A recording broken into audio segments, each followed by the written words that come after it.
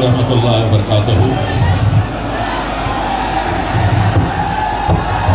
रास्ते से आ रहे थे हमारे क़ायद बैरिस्टर असदुद्दीन अवैसी साहब,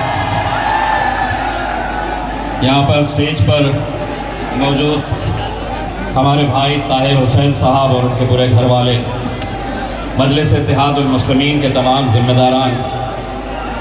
अभी जब रास्ते से आ रहे थे तो कुछ पोस्टर्स देखा हूँ जिसके ऊपर ये लिखा था केजरीवाल आएंगे। मैंने कहा अब नहीं आएंगे, अब न तुम आएंगे, न आप आएंगे, न कांग्रेस आएगी, न भाजपा आएगी, अब हम आएंगे। भाइयों, मैं जिस दिन से मजलिस इत्तेहादुल मुस्लिमीन ने यह फ़ैसला लिया कि हम मुस्तफ़ाबाद से ताहिर हुसैन साहब को मैदान के अंदर उतारेंगे, सारी दिल्ली के अंदर ही नहीं बल्कि पूरे हिंदुस्तान के अंदर खलबली मच गई, इतनी तकलीफ होने लगी। जिस दिन ऐलान हुआ उसके दूसरे ही दिन मुंबई के पत्रकारों ने मुझसे पूछा, उन्होंने कहा कि भारतीय जनता पार्टी के एक नेता ने इसका विरोध किया है कि आप ताहिर हुसैन को कैसा टिकट दे सकते हैं। मैं कहा अगर तू साध्वी को दे सकता है तो ताहिर तो मेरा भाई है, बिल्कुल दूंगा। और वैसे भी ये भाजपा के जो छोटे मोटे नेता हैं इनके ऊपर हम दखल देते नहीं हैं, बहुत ज़्यादा अहमियत इन्हें देते नहीं है। मुझे पूरा यकीन है कि कानून ये कहता है कि जब तक तुम्हारा जुर्म साबित नहीं होता है तब तक हर इंसान बेगुनाह है। यकीनन आज हिंदुस्तान की जेलों के अंदर न जाने कितने ऐसे ताहिर हुसैन जेलों के अंदर न जाने कितने सालों से अपनी जिंदगी गुजार रहे हैं। मैं ताहिर हुसैन के पूरे घर वालों को ये बताना चाहता हूं और ये यकीन दिलाना चाहता हूं कि आपके साथ कोई हो ना हो, आपके साथ अल्लाह है और आपके साथ पूरी ताकत के साथ मजलिस इत्तेहादुल मुस्लिमीन खड़े रहेगी। ये इतने सारे जो लेकर आए हैं ना, ये सुनने के लिए आए हैं कि असद साहब कैसा ताहिर हुसैन को टिकट दे दिए। जो वो यही सवाल कर रहा है। हमें यकीन है कि मुस्तफ़ाबाद की आवाम ताहिर भाई के साथ उतनी ही ताकत के साथ खड़े रहेगी जितनी ताकत के साथ बैरिस्टर असदुद्दीन अवैसी साहब, इम्तियाज जलील साहब, शोएब जमाई और यहाँ के नौजवान बुजुर्ग, मेरी माएँ और बहनें, ये मत समझो कि ये ताहिर हुसैन के साथ हुआ है, कल मेरा भी नंबर आ सकता है, कल तुम्हारा भी नंबर आ सकता है। अगर आज हम अपने मजलूम भाइयों के साथ अगर खड़े नहीं रहेंगे, उन्हें इंसाफ दिलाने के लिए अगर हम पूरी ताकत नहीं झोंकेंगे तो शायद कल किसी का भी नंबर आ सकता है। लेकिन हम अल्हम्दुलिल्लाह बड़ा सोच समझ कर ये फैसला किए हैं और हम पूरा यकीन के साथ ये कहते हैं कि ये नौजवानों की जिम्मेदारी है कि इंशाअल्लाह ताहिर हुसैन साहब को यहां से जीत कर दिलाना ये आप लोगों की जिम्मेदारी है। ताहिर भाई, आप जिस जगह के ऊपर बैठे हैं, आप जहां पर इतने सालों से अपनी जिंदगी गुजार रहे हैं, मैं उनके बेटे शादाब को सुन रहा था, उनकी बच्ची का मैंने एक इंटरव्यू सुना। तसव्वुर करिए किसी के भी घर में ये हो सकता है कि एक बाप जेल में है, बच्चे हर रोज इंतजार कर रहे हैं कि कब वो बाहर आएंगे, कब उन्हें आजादी मिलेगी। मैं ताहिर भाई आपसे सिर्फ इतना कहना चाहता हूं, जो आपकी कैफियत है, और जब हमने ये ऐलान किया कि आप यहां से इलेक्शन लड़ेंगे, तो मुस्तफाबाद की कैसी कैफियत है, ये आपके जरिए मैं सुनाना चाहता हूं। आग सीने में बड़ी तेज जला रखी है, ये मैं नहीं कह रहा हूं, ये ताहिर हुसैन साहब कह रहे हैं। आग सीने में बड़ी तेज जला रखी है। इलेक्शन में मेरी मौजूदगी ने कईयों की नींद उड़ा रखी है।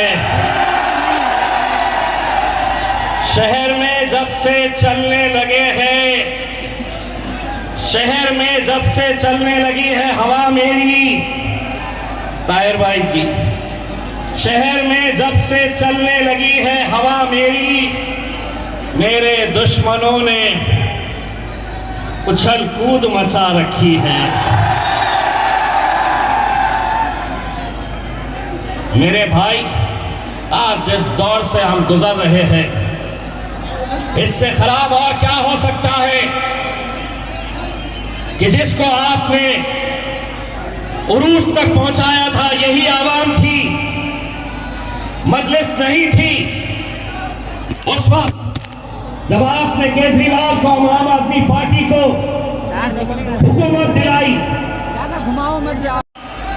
रुकाने की कोशिश की, अगर तुम बुरे वक्त में इनका साथ देते तो शायद ये हमारे साथ नहीं आते, लेकिन तुमने इन्हें अकेला छोड़ा, तन्हा छोड़ा, इनका साथ नहीं दिया, इनका दामन नहीं पकड़ा। इसीलिए आज हमने कहा कि तुम्हारे साथ कोई हो ना हो, हम तुम्हारे लिए खड़े रहेंगे। यकीन मानिए, दिल्ली के अंदर कितनी सीटें कौन लड़ने वाला है हमें नहीं पता है, कौन कहां से लड़ने वाला है, लेकिन सबसे ज्यादा अगर चर्चा होगी मेरे भाई पूरे हिंदुस्तान के अंदर, तो मुस्तफाबाद की ये सीट की चर्चा होगी। और जश्न सिर्फ मुस्तफाबाद नहीं मनाएगा, हिंदुस्तान के अंदर हर वो मजलूम जिसे लगता है कि हमारा कोई नहीं है, अरे जिसका कोई नहीं उसका खुदा होता है मेरे भाई। मुझे फख्र है मेरे कायद बैरिस्टर असदुद्दीन अवैसी साहब के ऊपर, जब ये बात हमारे दिल्ली के सदर शोएब जमाई साहब ने मुझसे कही कि हम ताहिर हुसैन साहब के परिवार वालों के साथ, उनके फैमिली के साथ हम बातचीत कर रहे हैं, क्या हम उन्हें टिकट दे सकते हैं, उन्हें इलेक्शन लड़ा सकते हैं। असद साहब को मैंने जब ये बात कही, उन्होंने 1 मिनट का भी वक्त नहीं लिया और उन्होंने कहा कि अगर वो तैयार है तो हम भी तैयार हैं। अब ये तैयार है, हम भी तैयार हैं, आप तैयार हैं या नहीं है? आपको तैयार रहना पड़ेगा मेरे भाई। इस दौर के अंदर, ये दौर खामोशी का दौर नहीं है, ये दौर जुल्म ज्यादती सहने वाला नहीं है। इस दौर में जीना है तो कोहराम मचा दो। हमने मचाया है।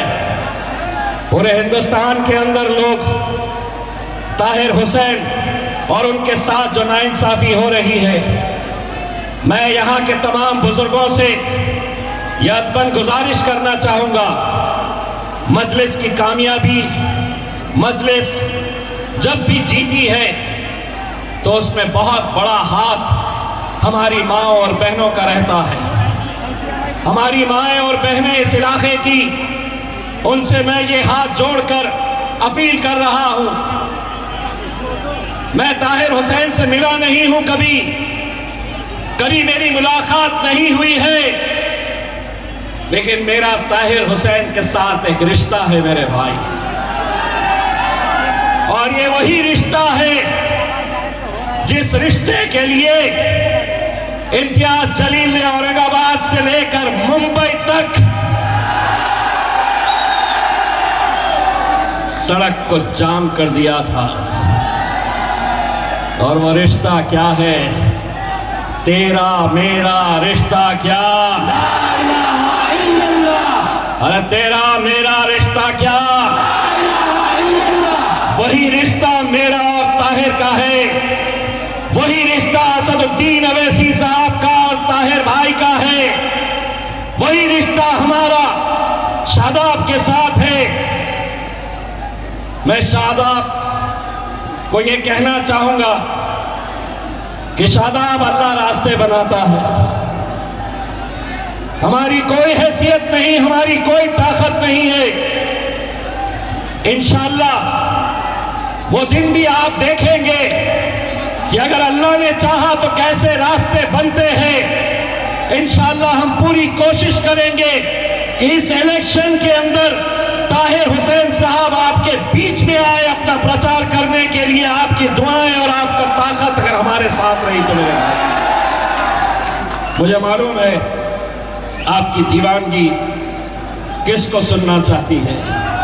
बैरिस्टर असदुद्दीन अवैसी साहब, और आपके बीच में मैं ज्यादा वक्त नहीं लेता हूं और अब दावत देता हूं बैरिस्टर असदुद्दीन अवैसी साहब को आपसे मुखातिब हो। बहुत बहुत शुक्रिया।